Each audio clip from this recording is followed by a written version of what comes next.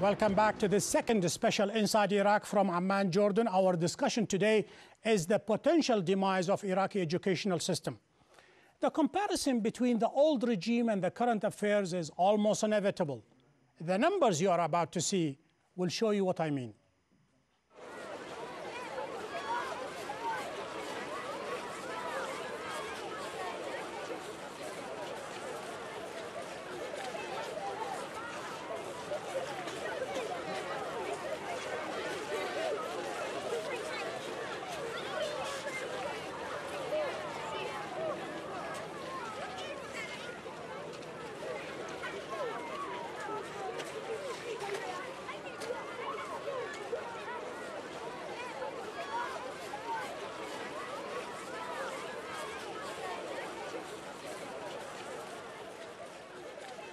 We have a fair representation of some of the Iraqi community here in Amman, Jordan, mostly professionals, middle class, and I'm sure they would like to ask you some questions. I think I have a question from the gentleman in the second row. Go ahead.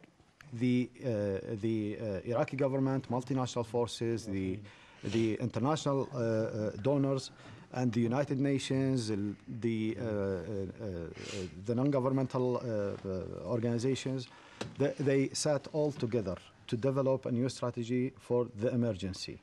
But what was astonishing is that not having the involvement of the Iraqi intellectuals or academics that fled out of the country.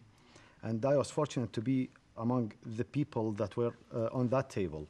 And I brought to them that it's not a rubber stamp that the United Nations is working on. What works in Darfur, what works in Kosovo, will work in Iraq. Iraq, according to their strategy, is not, did not have a problem over the past 4 years. But now they are developing the new plan on that. So I need to see the involvement of the Iraqi academics that fled out of the country. Where are they? What will the Iraqi government do regarding these people? Excellent point. Aqil Qazwini, you need two to tango. The Iraqi professionals, those who are in the past, whether in the 70s or 80s, they were the interlocutor, the counterpart to the UNESCO to develop Iraqi educational system. They are outside the country. Can the UN do this job?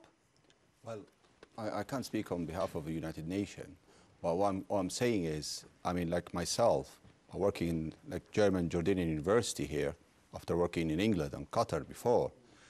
We can help by finding these, like I got here one of the Albert Einstein German Academic Initiative, which is meant to be for Iraqi only, a grant to study in our university here. And this year I can say we got 13 students already started on this program, and we need more.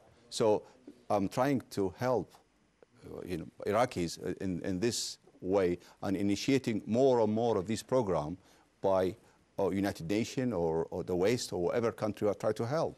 Dr. Qazwini, I'm saying when you said you contain about 13 students, do you know that number is nothing apart, from the huge number of students who are now either jobless or they are not attending the universities because of the high fees in Jordan and in Syria. I know now private universities in Syria who's taking Iraqi students. One of those universities have got a dental college. They accepted for the first year 282 students to be a dentist. That's a very big class for us. Very big class school. to a very private college. What are you saying? They are trying to make money out of the Iraqis? What I'm saying, the huge number of the Iraqi students who are either coming from the secondary school or even from the medical school, because medical students cannot attend medical colleges, so they transfer to Jordan or to Syria they've been charged either in about 10,000. I'm sure this is a transitory, Professor Al-Kubaisi, but Hala Sarraf, you need international institutions to bring in to Iraq. Otherwise, currently, the Iraqis cannot do it by themselves, can they? Actually, I was going to comment on something. Having 13 scholarships or 30 scholarships, the question is how many of them are going to go back? And that's my situation. I'm a Fulbright scholar. I'm one of You are with Columbia University? Yes, but I've been there as a Fulbright scholar under one of these programs. So how many of us returned to Iraq? I would say myself, with very few people out of a big number, returned because of the security situation. So if you don't maintain security... You and hundreds others are in limbo waiting and observing to see how things are going to turn in Baghdad. I would say at least there were 60 of us until I were there. That's what I'm saying, Jassim. Intentionally, it's intended to destroy the intellectual process in Iraq. Because even those taken as refugees or asylums, I mean, they've been taken there to protect them during a limited period, and they return back.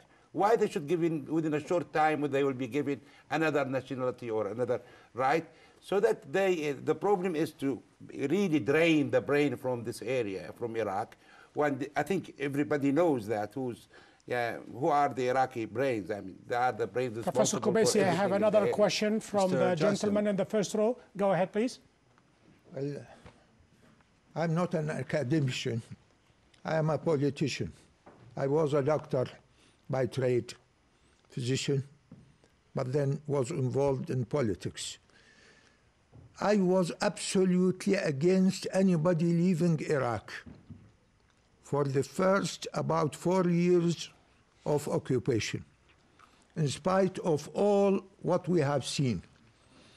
I remember the first picture that came to my mind when the late Dr. Muhammad Abdullah Rawi, the former head of Baghdad University, was assassinated.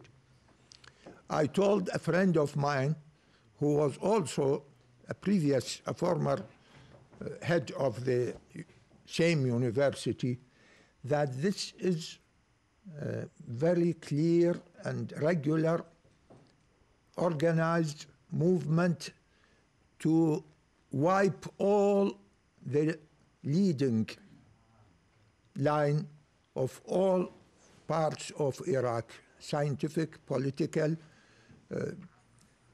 even religious, and others. He refused to accept my idea, but then little by little, he was a surgeon. One day, when the late Dr. Imad Sarsam was assassinated, he was a Christian, he was non-politician, non-political, absolutely. He was assassinated. He said, yes, you have right. Now you have right. It was a clear, let's say, indication. What can I say? It was a clear indication that a systematic obliteration of Iraqi intellectual power is on the horizon. Leading lines. But this would not forgive. I even wrote an article saying no to immigration, no to hibernation, and no to leaving the country. I thought that this is our country. We have a responsibility to protect it, to stay in it, to give the example. I was very sincere to my word. I appreciate that story, and I thank you for your comments. Until the killers came, well, with the uniform, military uniform, official uniform, and official cars, carrying official tools and arms, which were not available to other people. Dr. Omar, Dr. Abdul Karim, I thank you very much, and also would like to thank our guests, Professor Omar Al-Qubaisi, Hala Sarraf, Dr. Aqil Qazwini. Thank you for being on this special Inside Iraq. Please stay with us.